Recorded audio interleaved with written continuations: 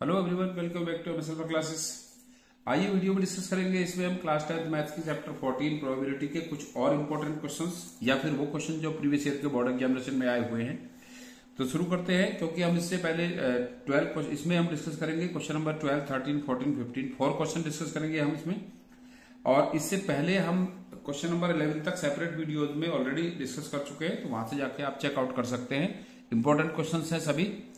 Question number 12 है, cards marked with number 3, 4, 5 up to 50 are placed in a box and mixed thoroughly. A card is drawn at random from the box. Find the probability that the selected card bears a perfect square number. 3 से कुछ cards हैं, 3 से 50 तक कुछ cards हैं जो कि एक बॉक्स में थ्रॉली मिक्स कर दिए गए हैं। तो उसमें से हमें एक कार्ड रैंडमली पिकअप करना है और हमें वो कार्ड पिकअप करना है जो कि एक परफेक्ट स्क्वायर नंबर है। उसकी प्रोबेबिलिटी फाइंड करनी है। जिस कार्ड पर जो नंबर मेंशन है वो एक परफेक्ट स्क्वायर है, उसकी प्रोबेबिलिटी फाइंड करनी है। सो पहले हम फाइंड करते हैं कि टोटल आउटकम्स कितने होंगे। सो टोटल आउटकम्स या total cards equals to up to 50 है, 3 से 50 तक है। सो 50 माइनस 2, 1 और 2 इसमें से माइनस करेंगे। सो टोटल कार्ड 48 है। 3 से 50 तक कार्ड कितने होंगे? 48 टोटल कार्ड्स होंगे। और फेवरेबल कार्ड्स जो हमें यहां से फाइंड आउट करने हैं, फेवरेबल आउटकम्स वो कार्ड हमने इसमें से पिकअप करना है जो कि एक परफेक्ट स्क्वायर नंबर है। सो 3 और 50 के बीच में कौन कौन से परफेक्ट स्क्वायर नंबर होते हैं? 3 के बाद में 4 आता है, 4 2 का स्क्वायर होता है, परफेक्ट स्क्वायर है। इसके बाद 2 का स्क्वायर 4 है, 2 इसके बाद 3 का स्क्वायर 9 होता है। इस तरह से हम काउंट करेंगे इसमें से जो परफेक्ट स्क्वायर नंबर है। अगर हम नंबर ढूंढेंगे तो उसमें मिस्टेक हो सकती है, बट अगर हम इस तरह से करेंगे कि जैसे 2 का परफेक्ट स्क्वायर 4 होता है, वो 3 के बाद में आता है। 3 का परफेक्ट स्क्वायर 9 होता है। 4 का परफेक्ट स्क्वायर 16 होता है। 5 का परफेक्ट स्क्वायर 25 होता है। 6 का परफेक्ट स्क्वायर 36 होता है। एंड 7 का परफेक्ट स्क्वायर 49 होता है। फिर 8 का परफेक्ट स्क्वायर 50 से अबव जाता है, तो वो हमें काउंट नहीं करना है। सो फेवरेबल आउटकम्स होंगे 1, 2, 3, 4, 5, 6। ये 6 नंबर है जो 3 और 50 के बीच में लाई करते हैं और ये परफेक्ट स्क्वायर नंबर है। So probability of event equals to 6 upon 48 total outcomes, favourable outcomes upon total outcomes. 6 1 जा 6, 6 8 जा 48, 1/8 होगी इसकी प्रोबेबिलिटी। सो क्वेश्चन को हमें पहले बहुत अच्छे से समझना है और तब उनके आंसर्स फाइंड करने हैं। जैसा कि मैंने पहले भी बताया था स्टार्टिंग में इस चैप्टर के कि ये चैप्टर मोस्ट इजी है, लेकिन साथ ही साथ मोस्ट कंफ्यूजिंग भी है। अगर हम थोड़ा सा भी स्किप कर दिया हमने इसका कोई पॉइंट इंफॉर्मेशन, तो आंसर हमारा डेफिनेटली गलत हो जाएगा। सो हमें अच्छे से पहले क्वेश्चन को समझना है।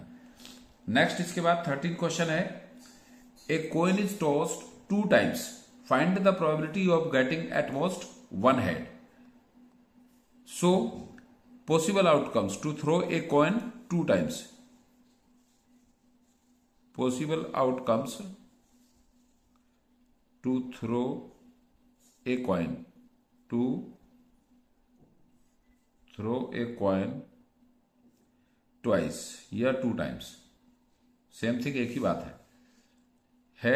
हेड पॉसिबल हो सकता है दोनों में, टेल हो सकता है दोनों में, या फर्स्ट में हेड सेकंड में टेल हो सकता है, फर्स्ट में टेल सेकंड में हेड हो सकता है। तो इस तरह से 4 आउटकम्स होंगे।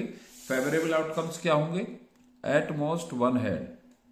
जो फेवरेबल आउटकम्स होते हैं, जो इवेंट होती है, वो क्या होगा इसका? फेवरेबल आउटकम्स होंगे head head head tail tail head. 3 outcomes होंगे जो पॉसिबल होंगे। So probability of event equals to 3 upon 4। Total outcomes 4 है। सो प्रोबेबिलिटी होगी इस इवेंट की 3/4। नेक्स्ट क्वेश्चन है इसके बाद, a single letter is selected at random from the word probability, find the probability that it is a vowel. Total letters कितने हैं probability में? टोटल लेटर्स, जो टोटल आउटकम्स होते हैं, total letters in word probability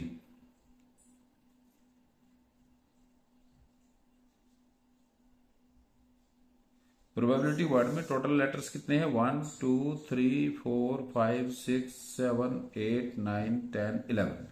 total letters 11 है, सो इसके total outcomes 11 होंगे। Favourable outcomes पूछा है, find the probability that it is A vowel. एक सिंगल लेटर सेलेक्ट किया गया जो कि एक वोवल है। सो फेवरेबल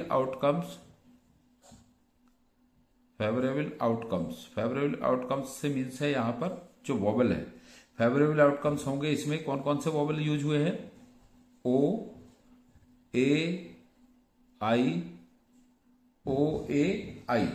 इसमें ये ओ ए आई। अब यहां पर जो है इसमें 3 ये लेटर्स यूज हुए हैं, प्रोबेबिलिटी में 3 लेटर्स यूज हुए हैं, बट इसमें आई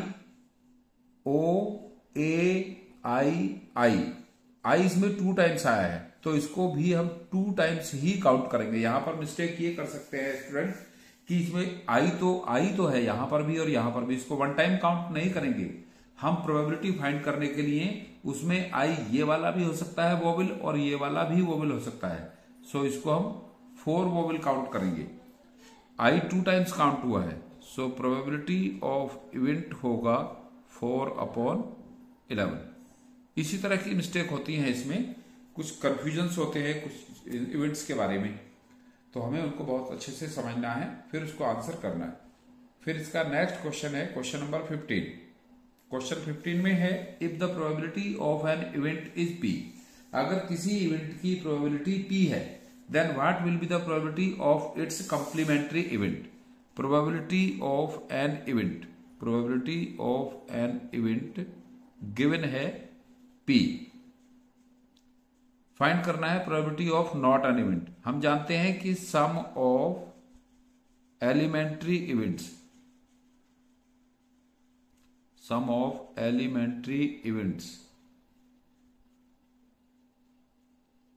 इक्वल्स टू होता है 1।